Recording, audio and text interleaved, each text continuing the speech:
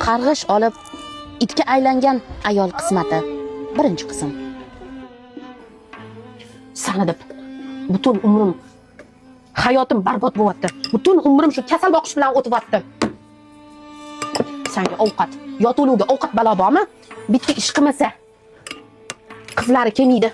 Faqat men boqishim kerak. Hala, qarab turgan o'lsa ula qolmaydi. Qari kampir, it kampir. Iflos. Bolam, ovqat olib keldingizmi? Voy tilim taligimga yopishib qoldi bolam. Namuncha itga o'xshab akilli urasiz yotgan joyingizda. Nima men? O'ynayapmanmi? Baqirganingiz baqirgan. Bugun sizga ovqat yo'q.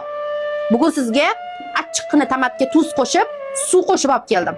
Shuni ichsangiz, ichinglaringiz yurishadi. Yotgan joyingizda qotib qovurmaydi. Ovqat bera qoling bolam. Qiynamang meni. Mashqqa qo'yaman, turib olasiz.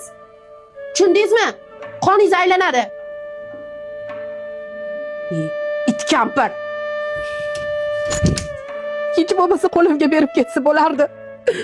O'zi qo'lim qaltirasa, madorim yo'q qornim ochligiga. Endi shu ovqatga yetib borishim kerak amallab.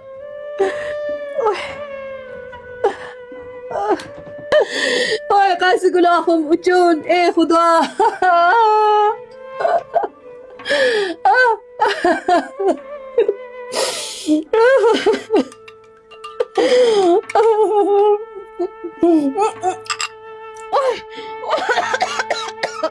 Voy, nima bu?